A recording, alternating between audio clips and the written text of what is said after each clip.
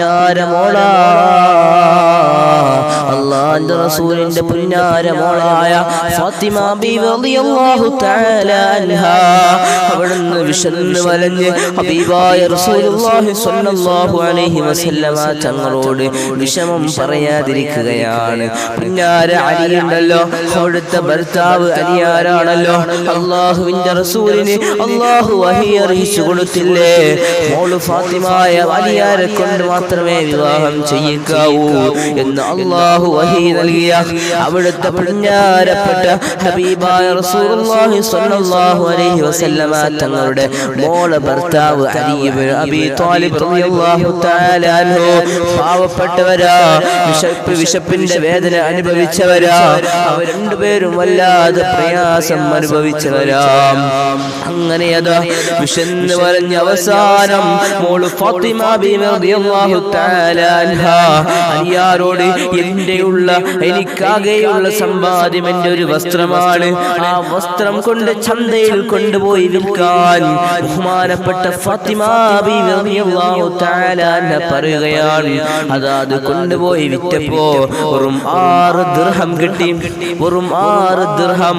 ആ 6 ദിർഹമുമായി അലി ഇബ്നു അബീ ത്വാലിബ് റളിയല്ലാഹു തആല അൻഹ വീട്ടിലേക്ക് വരികയാണ്.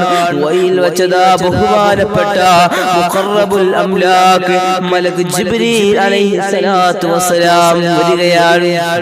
അരികിൽ വെച്ച് വഴിയരികിൽ ബഹുമാനപ്പെട്ട ജിബ്രീൽ അലൈഹിസ്സലാത്തു വസ്സലാമിനെ കാണുകയാണ്. അവിടുന്ന് പറഞ്ഞു അലിയാരേ, എന്റെ അടുക്കലൊരു ഒട്ടകമുണ്ട്. ആ ഒട്ടകത്തെ 100 ദിർഹം ഞാൻ തന്നാൽ, 100 ദിർഹം തന്നാൽ ആ ഒട്ടകത്തെ ഞാൻ നിനക്കു തരാം അലിയാരേ. അപ്പോ അലിയാര് പറഞ്ഞു, ഇല്ല, എന്റെ കയ്യിൽ ഒരു 6 ദിർഹമല്ലാതെ ഒന്നുമില്ല ജിബ്രീലേ, എന്റെ കയ്യിൽ ഒന്നുമില്ല.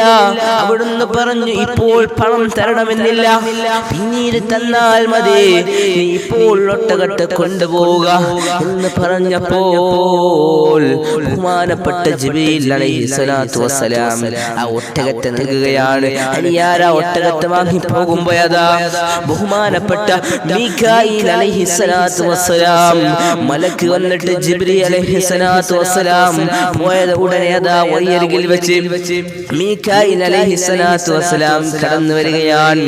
അവിടുന്ന് പറഞ്ഞു, ബഹുമാനപ്പെട്ട അലിയെ, ഈ ഒട്ടകം എവിടെ നിന്നാ?